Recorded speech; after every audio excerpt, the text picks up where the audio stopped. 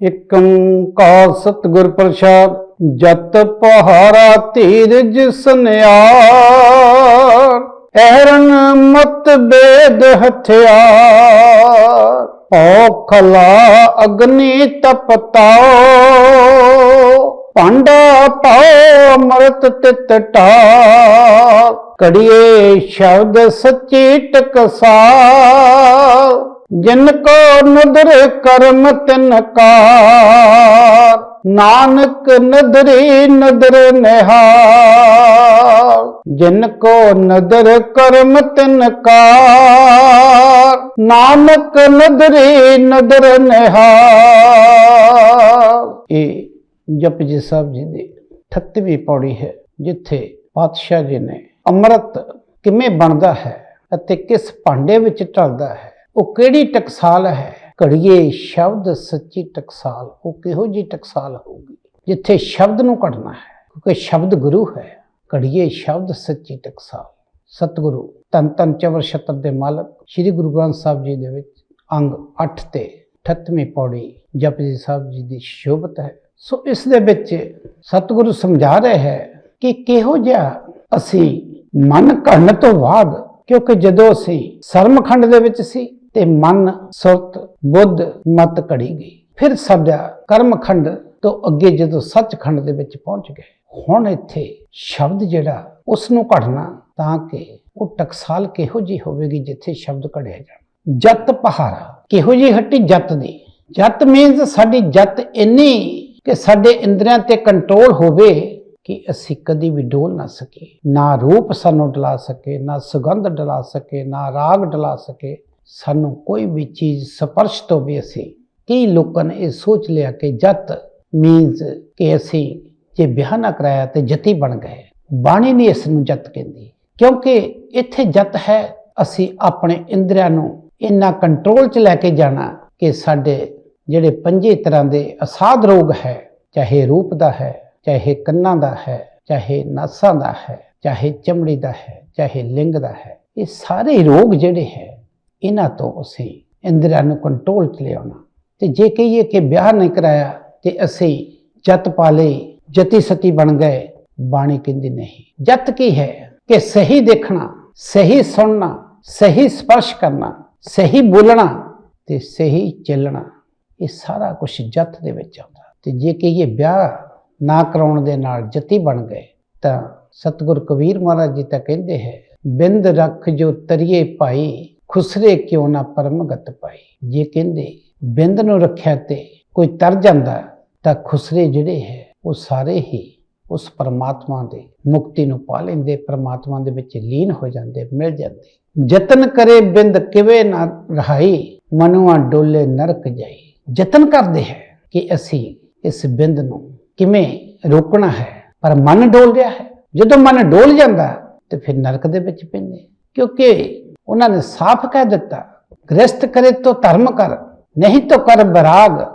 बरागी हो बंधन करे, ताको बड़ो अपाग। गृहस्थ विच रह के भी पा सकदा, लेकिन धर्म कमा। नारी का भी धर्म तो बंदे का भी धर्म। गृहस्थ का धर्म जिहड़ा है उन्होंने निभाउणा पैना। सो जदों असी इहो जी जत दे विच आवांगे कि असी पराई जिहड़ी इस्त्री है उसनूं भैण वांगू देखिए, रूप ते डोलीए ना अखां साडियां ओह देखण। पर त्रै रूप न पेखे नेत्र, साध की टहल सतसंग हेत। कर्ण न सुने कहू की निंदा, सब ते जाने आपस को मंदा। 5वें पातशाह समझा रहे हैं जत की है पराई इस्त्री नूं साडे नेत्र जिहड़े है वो रूप देख के ना गलत सोचण। भैण दा मां दा रिश्ता जो है बनदा वो अखां देखण। साध की टहल सतसंग हेत, सतसंग दे विच जाके जो उसदे नाल रचे हुए है भगत हजन हन, उन्हां दी संगत दे विच जाके प्रेम जागे, परमात्मा दे नाल प्रेम जागे। कर्ण न सुने कहू की निंदा, कंन जिहड़े है वो दूसरे दी निंदा ना सुन। हिरदे दे विच इहो जी धुन पैदा होवे कि वाहिगुरू वाहिगुरू सतनाम दी धुन जिहड़ी है वो कन्नां दे विच दी पवे और हिरदे विच पहुंचे। सब ते जाने आपस को मंदा। जिहड़ा प्राणी अपने आप नूं माड़ा कह रहा है, दूसरे नूं चंगा कह रहा है, इन्नी निमरता आ जानी चाहिए। इहो जी हट्टी पाउणी पैणी है। जत पहारा धीरज सनियार। धीरज उस हट्टी का जिहड़ा सनियारा वो धीरज बनना। मतलब ठरमे ना चलना, सोच समझ के तुरना, हर गल सोच के कहनी, सोच के कदम चकना, इन्ना धीरज होना चाहिए। इस सनियार दा, इस दुकान दे सनियार दा इन्ना धीरज होना चाहिए। अहरण मत बेद हथियार, जिहड़ी मत है जिहड़ी सरमखंड दे विच घड़ी गई सी, उस मत ते हुण अहरण बना उस मत नूं, क्योंकि उसते ज्ञान दा हथौड़ा चलना है, बेद हथियार। इस जो ज्ञान प्राप्त किया सतसंग दे विच जाके, वो मत ते अहरण बना के उसका हथौड़ा बना, क्योंकि सट्टां उहदे ते पैणीआं। भौ खला अग्नि तपताओ, अग बालनी है ताकि ਉਹਦੇ ਵਿੱਚ ਬਾਲਣ ਜਿਹੜਾ ਧੌਂਕਣੀ ਜਿਹੜੀ ਜਿੱਥੋਂ ਦੀ ਫੂਕ ਮਾਰਨੀ ਹੈ, ਕਿਉਂਕਿ ਕੋਲਿਆਂ ਨੂੰ ਮਗਾਉਣ ਲਈ ਇੱਕ ਪੱਖਾ ਚਲਾਇਆ ਜਾਂਦਾ ਸੀ। ਇੱਥੇ ਧੌਂਕਣੀ ਕਹਿੰਦੇ ਅਗਨੀ ਜਿਹੜੀ ਹੈ ਉਹ ਤਪਦੀ ਚਾਹੀਦੀ ਹੈ, ਕਿਉਂਕਿ ਜੇ ਅਗਨੀ ਜਿਹੜੀ ਹੈ ਸਾਰਾ ਬ੍ਰਹਿਮੰਡ ਜਿਹੜਾ ਜੇ ਕਿਤੇ ਸੂਰਜ ਠੰਡਾ ਹੋ ਜਾਵੇ ਤਾਂ ਸਾਰਾ ਜਿਹੜਾ ਜੀਵ ਜੰਤੂ ਦੁਨੀਆ ਖਤਮ ਹੋ ਜਾਣੀ ਹੈ। ਅੱਗ ਦੇ ਨਾਲ ਹੀ ਸਾਰਾ ਕੁਝ ਹੋ ਰਿਹਾ ਹੈ। ਈਵਨ ਬੰਦਾ ਜਿਹੜਾ ਹੈ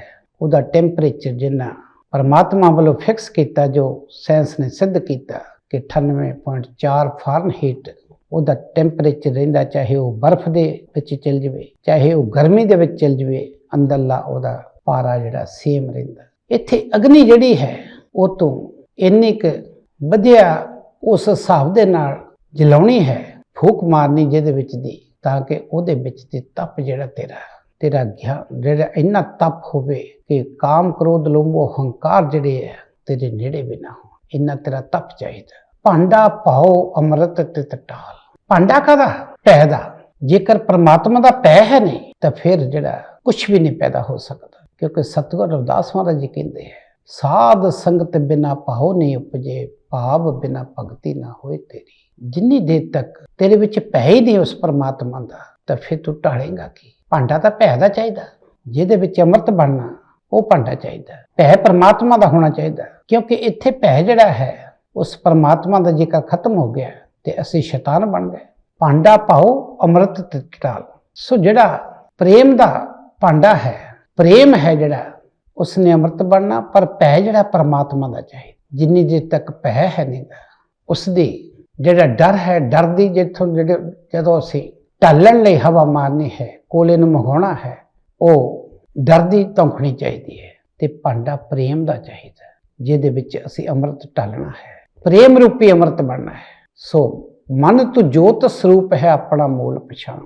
ਜਦੋਂ ਮਨ ਘੜ ਹੋਣਾ, ਇੱਥੇ ਤੀਜੇ ਖੰਡ ਵਿੱਚ ਮਨ ਨੂੰ ਘੜਿਆ ਸੀ, ਹੁਣ ਅਸੀਂ ਸ਼ਬਦ ਨੂੰ ਘੜਨਾ। ਪ੍ਰੇਮ ਦੇ ਭਾਂਡੇ ਦੇ ਵਿੱਚ ਜਦੋਂ ਭੈ ਰੱਖ ਕੇ ਪ੍ਰਮਾਤਮਾ ਦਾ ਤਪ ਕੀਤਾ, ਭੈ ਦੀ ਅਗਨੀ ਬਾਲੀ, ਤਾਂ ਫਿਰ ਇਹੋ ਜਿਹਾ ਅੰਮ੍ਰਿਤ ਪੈਦਾ ਹੋਣਾ ਕਿ ਪ੍ਰੇਮ ਦੇ ਭਾਂਡੇ ਦੇ ਵਿੱਚ ਅਸੀਂ ਸ਼ਬਦ ਨੂੰ ਢਾਲਣਾ ਹੈ। ਘੜੀਏ ਸ਼ਬਦ ਸੱਚੀ ਟਕਸਾਲ, ਉਸ ਸ਼ਬਦ ਨੇ ਘੜ ਹੋਣਾ, ਜਿਹਨੂੰ ਗੁਰੂ ਹੈ ਜਿਹੜਾ ਸ਼ਬਦ ਗੁਰੂ ਹੈ। ਸ਼ਬਦ ਗੁਰੂ ਸੁਰਤ ਤੁਮ ਚੇਲਾ, ਸੋ ਨਿਰਭੈ ਜਪੇ ਸਗਲ ਭਉ ਮਿਟੇ। ਜੇਕਰ ਅਸੀਂ ਉਸ ਪਰਮਾਤਮਾ ਦਾ ਭੈ ਮੰਨ ਕੇ ਚੱਲਾਂਗੇ, ਡਰ ਮੰਨ ਕੇ ਚੱਲਾਂਗੇ, ਤਾਂ ਫਿਰ ਅਸੀਂ ਸਾਰੇ ਦੇ ਸਾਰੇ ਸਾਡੇ ਜਿਹੜੇ ਡਰ ਹੈ, ਉਹ ਭਉ ਹੈ ਜਿਹੜੇ, ਉਹ ਮਿਟ ਜਾਂਦੇ ਹੈ। ਭਉ ਖਲਾ ਅਗਨੀ ਤਪਤਾਓ, ਅਗਨੀ ਜਿਹੜੀ ਤਪਦੀ ਚਾਹੀਦੀ ਹੈ, ਔਰ ਜਿਹੜੀ ਧੌਂਕਣੀ ਹੈ ਉਹ ਭੈ ਦੀ ਚਾਹੀਦੀ, ਡਰ ਦੀ ਚਾਹੀਦੀ, ਪਰਮਾਤਮਾ ਦੇ ਭੈ ਦੀ ਚਾਹੀਦੀ। ਸੋ ਇਹ ਜਿਹੜੀ ਅਗਨੀ ਹੈ, ਐਸੀ ਬ੍ਰਹਮ ਅਗਨੀ ਹੋਣੀ ਚਾਹੀਦੀ ਹੈ। ਕਬੀਰ ਸਾਹਿਬ ਜੀ ਕਹਿੰਦੇ ਹੈ, ਪ੍ਰੇਮ ਪਲੀਤਾ ਸੁਰਤ ਹਵਾਈ, ਗੋਲਾ ਗਿਆਨ ਚਲਾਇਆ, ਬ੍ਰਹਮ ਅਗਨ ਸਹਿਜੇ ਪਰ ਜਾਲੀ, ਏਕੇ ਚੋਟ ਸਦਾਇਆ। ਐਸਾ ਕਹਿੰਦੇ ਪ੍ਰੇਮ ਦਾ ਪਲੀਤਾ ਪਾਇਆ ਕਿ ਇੱਕੋ ਹੀ ਜਦੋਂ ਗਿਆਨ ਦਾ ਗੋਲਾ ਤੇ ਸੁਰਤ ਦੀ ਹਵਾਈ ਚੱਲੀ, ਤੇ ਬ੍ਰਹਮ ਅਗਨੀ ਜਦੋਂ ਲੱਗੀ, ਇੱਕੋ ਹੀ ਚੋਟ ਦੇ ਨਾਲ ਸਾਰਾ ਕੁਛ ਉਹਦੇ ਵਿੱਚ ਮਿਲ ਗਿਆ। ਏਕੇ ਚੋਟ ਸਜਾਇਆ, ਉਹਦੇ ਗਿਆਨ ਦੀ ਇੱਕ ਝੋਟ। ਇੱਥੇ ਸ਼ਬਦ ਨੇ ਤਾਂ ਘੜ ਹੋਣਾ, ਕਿਉਂਕਿ ਭੈ ਦਾ ਖਲਾ ਹੈ ਤੇ ਪ੍ਰੇਮ ਦਾ ਭਾਂਡਾ ਹੈ। ਇੱਥੇ ਅੰਮ੍ਰਿਤ ਢਾਲਣਾ ਹੈ, ਤੇ ਬ੍ਰਹਮ ਅਗਨੀ ਜਿਹੜੀ ਹੈ ਉਸ ਦੇ ਨਾਲ ਜਦੋਂ ਪ੍ਰੇਮ ਦਾ ਪਲੀਤਾ ਲੈ ਕੇ ਅਸੀਂ ਗਿਆਨ ਦੇ ਗੋਲੇ ਨੂੰ, ਜਿਹੜਾ ਵੇਦ ਹਥਿਆਰ ਹੈ ਗਿਆਨ, ਇਹ ਵੇਦ ਮਤਲਬ ਗਿਆਨ ਦਾ ਹਥੌੜਾ ਚਲਾਇਆ, ਤੇ ਫਿਰ ਅਸੀਂ ਉਸ ਭਾਂਡੇ ਦੇ ਵਿੱਚ ਸ਼ਬਦ ਨੂੰ ਕੱਢਣਾ ਹੈ। ਉਹ ਟਕਸਾਲ ਸਾਡੀ ਬਣ ਗਈ। ਫਿਰ ਉੱਥੇ ਮਨ ਨੂੰ ਪਤਾ ਲੱਗਦਾ ਕਿ ਮਨ ਤੂੰ ਜੋਤ ਸਰੂਪ ਹੈ ਆਪਣਾ ਮੂਲ ਪਛਾਣ। ਫਿਰ ਮਨ ਜਿਹੜਾ ਸਹਿਜ ਅਵਸਥਾ ਚ ਵਿੱਚ ਪਹੁੰਚ ਜਾਂਦਾ ਹੈ। ਐਸਾ ਅੰਮ੍ਰਿਤ ਉਸ ਨੂੰ ਮਿਲਦਾ ਕਿ ਉਹ ਅਡੋਲ ਅਵਸਥਾ ਚਲ ਜਾਂਦਾ, ਫਰ ਅਵਸਥਾ ਚਲ ਜਾਂਦਾ।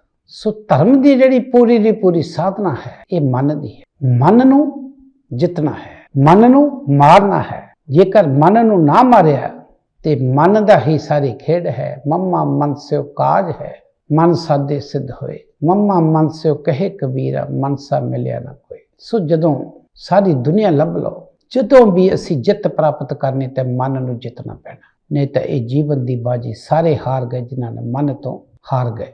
ਜਿਨ੍ਹਾਂ ਨੇ ਮਨ ਦੇ ਨਾਲ ਜਿੱਤ ਪ੍ਰਾਪਤ ਕੀਤੀ, ਪ੍ਰੇਮ ਦਾ ਪ੍ਰੀਤ ਲਾ ਕੇ ਪ੍ਰੇਮ ਦੇ ਭਾਂਡੇ ਦੇ ਵਿੱਚ ਅੰਮ੍ਰਿਤ ਢਾਲਿਆ, ਐਸੀ ਟਕਸਾਲ ਬਣਾਈ ਕਿ ਜੱਤ ਦੀ ਦੁਕਾਨ, ਧੀਰਜ ਦਾ ਸੁਨਿਆਰ, ਇਹ ਸਾਰਾ ਕੁਝ ਬਣਾਉਣ ਦੇ ਨਾਲ ਜਦੋਂ ਮਤ ਨੂੰ ਐਰਨ ਬਣਾਇਆ, ਗਿਆਨ ਨੂੰ ਹਥੌੜਾ ਬਣਾਇਆ, ਡਰ ਦੀ ਧੌਂਕਣੀ ਬਣਾਈ ਤੇ ਤਪ ਜਿਹੜਾ ਉਸ ਬ੍ਰਹਮ ਅਗਨੀ ਦਾ ਕੀਤਾ, ਤੇ ਫਿਰ ਭਾਂਡੇ ਦੇ ਵਿੱਚ, ਪ੍ਰੇਮ ਦੇ ਭਾਂਡੇ ਦੇ ਵਿੱਚ ਅੰਮ੍ਰਿਤ ਢਲੂਗਾ। ਸਾਡੇ ਅੰਦਰ ਹੀ ਅੰਮ੍ਰਿਤ ਪੈਦਾ ਹੋ ਜਾਣਾ ਹੈ। ਜਿਨ ਕੋ ਨਦਰ ਕਰਮ ਤਿਨਕਾਰ, ਜਿਸ ਤੇ ਉਸ ਦੀ ਕਿਰਪਾ ਹੁੰਦੀ ਹੈ ਉਹ ਇੱਥੇ ਪਹੁੰਚ ਜਾਂਦਾ, ਕਿਉਂਕਿ ਬਹੁਤ ਮੁਸ਼ੱਕਤ ਘੱਲਣੀ ਪੈਂਦੀ ਹੈ। ਕਿਉਂਕਿ ਬਿਨਾਂ ਜਪ ਤੋਂ ਇਹ ਜਿਹੜੀ ਪੋਜੀਸ਼ਨ ਹੈ ਬਣਦੀ ਨਹੀਂ, ਇਹ ਅਵਸਥਾ ਆਉਂਦੀ ਨਹੀਂ। ਕਿਉਂਕਿ ਇਹ ਤਾਂ ਸਭ ਨੂੰ ਪਤਾ ਕਿ ਬਿਨਾਂ ਘਾਲਣਾ ਘਾਲੇ ਮਨ ਜਿਹੜਾ ਜਿੱਤਿਆ ਨਹੀਂ ਜਾ ਸਕਦਾ। ਬਿਨ ਜਪ ਜਪੇ ਜੋ ਜਿਹਬਾ ਪ੍ਰਸਾਦ, ਸੋ ਬਿਸਟਾ ਕਾ ਕਿਰਮ ਹੋਏ ਜਨਮ ਗਵਾਏ ਬਾਦ। ਜੇ ਐਵੇਂ ਗੱਲਾਂ ਕਰਨ ਦੇ ਨਾਲ ਕਹੀਏ ਕਿ ਅਸੀਂ ਉੱਥੇ ਪਹੁੰਚ ਜਾਣਾ ਹੈ, ਨਹੀਂ ਪਹੁੰਚ ਸਕਦੇ, ਕੋਈ ਨਹੀਂ ਪਹੁੰਚ ਸਕਦਾ। ਬਹੁਤ ਘਾਲਣਾ ਜਿਹੜੀ ਹੈ, ਨਾਮ ਦੀ ਘਾਲਣੀ ਪੈਂਦੀ ਹੈ, ਜਪ ਕਰਨਾ ਪੈਂਦਾ। ਜਪ ਤੋਂ ਬਿਨਾਂ ਇੱਥੇ ਨਹੀਂ ਪਹੁੰਚਿਆ ਜਾ ਸਕਦਾ, ਤੇ ਉਸ ਦੀ ਕਿਰਪਾ ਵੀ ਜ਼ਰੂਰੀ ਹੈ, ਕਿਉਂਕਿ ਉਹਦੇ ਹੁਕਮ ਦੇ ਵਿੱਚ ਰਹਿਣਾ ਹੈ। ਤੇ ਜਿਨ੍ਹਾਂ ਨੇ ਇਸ ਅੰਮ੍ਰਿਤ ਨੂੰ ਚਖ ਲਿਆ, ਅੰਮ੍ਰਿਤ ਪਾ ਲਿਆ, ਅੰਦਰ ਅੰਮ੍ਰਿਤ ਦੀ ਭੱਠੀ ਚੱਲ ਪਈ, ਪਤਾ ਲੱਗ ਗਿਆ ਕਿ ਅੰਮ੍ਰਿਤ ਜਿਹੜਾ ਅੰਦਰ ਹੈ, ਸੱਚਖੰਡ ਤੋਂ ਅੱਗੇ ਉਹਨਾਂ ਨੇ ਐਸਾ ਅੰਮ੍ਰਿਤ ਬਣਾਇਆ, ਨਾਨਕ ਨਦਰੀ ਨਦਰ ਨਿਹਾਲ, ਸਦਾ ਹੀ ਨਿਹਾਲ ਹੋ ਗਏ। ਸੋ ਉਹਨਾਂ ਦੇ ਇਹੋ ਜਿਹੇ ਜੀਵ ਜਿਹੜੇ ਹੈ, ਜਿਹੜੀਆਂ ਰੂਹਾਂ ਹੈ, ਕੌਣ ਹਨ? ਜਿਸ ਨੂੰ ਬਖਸ਼ੇ ਸਿਫਤ ਸਲਾਹ, ਨਾਨਕ ਪਾਤਸ਼ਾਹੀ ਪਾਤਸ਼ਾਹ। ਫਿਰ ਉਹ ਪਾਤਸ਼ਾਹਾਂ ਦੇ ਪਾਤਸ਼ਾਹ ਬਣ ਜਾਂਦੇ ਆ। ਦੁਨੀਆ ਦੀਆਂ ਬਾਦਸ਼ਾਹੀਆਂ ਜਿਹੜੀਆਂ ਉਹਨਾਂ ਦੇ ਪੈਰਾਂ 'ਚ ਰੁਲਦੀਆਂ ਫਿਰਦੀਆਂ। ਸੋ ਜਿਨ੍ਹਾਂ ਤੇ ਉਸ ਪਰਮਾਤਮਾ ਦੀ ਕਿਰਪਾ ਹੁੰਦੀ ਹੈ, ਉਹ ਆਪਣੇ ਭਗਤਾਂ ਤੇ ਜਦੋਂ ਕਿਰਪਾ ਕਰਦਾ ਹੈ ਤਾਂ ਫਿਰ ਉਹ ਇਸ ਅੰਮ੍ਰਿਤ ਦਾ ਰਸ ਚੱਖਦੇ ਹੈ। ਸੋ ਅੰਮ੍ਰਿਤ ਜਿਹੜਾ ਜਦੋਂ ਪੀ ਲੈਂਦੇ ਹੈ, ਹਮੇਸ਼ਾ ਹੀ ਉਹ ਨਿਹਾਲ ਰਹਿੰਦੇ ਹੈ, ਖੁਸ਼ ਰਹਿੰਦੇ ਹੈ, ਖੇੜੇ 'ਚ ਰਹਿੰਦੇ ਹੈ। ਸੋ ਖੇੜਾ ਉਹਨਾਂ ਦਾ ਸੁਭਾਅ ਬਣ ਜਾਂਦਾ, ਆਨੰਦ ਉਹਨਾਂ ਦਾ ਸੁਭਾਅ ਬਣ ਜਾਂਦਾ।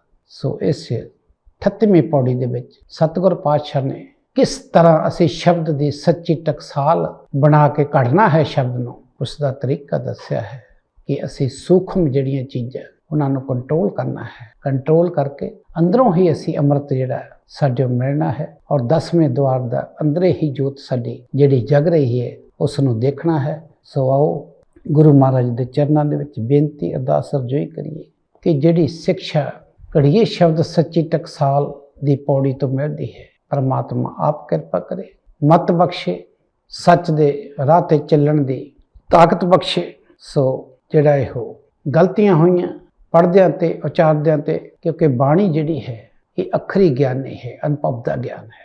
ਸੋ ਬਹੁਤ ਗਲਤੀਆਂ ਹੋਈਆਂ, ਪਰਮਾਤਮਾ ਆਪ ਹੀ ਜਾਣ ਹੈ, ਆਪ ਬਖਸ਼ਣਹਾਰ ਹੈ, ਬੰਦਾ ਭੁੱਲਣਹਾਰ ਹੈ। ਸਤਿਗੁਰ ਬਖਸ਼ਣ ਨਾਮ ਤੇ ਮਕ ਅਨੁਸਾਰ ਬੇਨਤੀ ਅਰਦਾਸ ਅਰਜ਼ੋਈ ਕਰੀਏ ਕਿ ਆਉਣ ਵਾਲੇ ਸਮੇਂ ਦੇ ਵਿੱਚ ਸ਼ੁੱਧ ਬਾਣੀ ਪੜ੍ਹਨ ਦਾ, ਉਚਾਰਨ ਦਾ ਬਲ ਬਖਸ਼ਣ ਅਤੇ ਮਤ ਉੱਚੀ ਮਨ ਨੀਵਾਂ ਦੇ ਗੁਣਾਂ ਦੀ ਤਾਕਤ ਬਖਸ਼ਣ। ਅਰਦਾਸ ਅਰਜ਼ੋਈ ਕਰਦੇ ਹੋਏ ਫਤਿਹ ਬੁਲਾਈਏ। ਵਾਹਿਗੁਰੂ ਜੀ ਕਾ ਖਾਲਸਾ, ਵਾਹਿਗੁਰੂ ਜੀ ਕੀ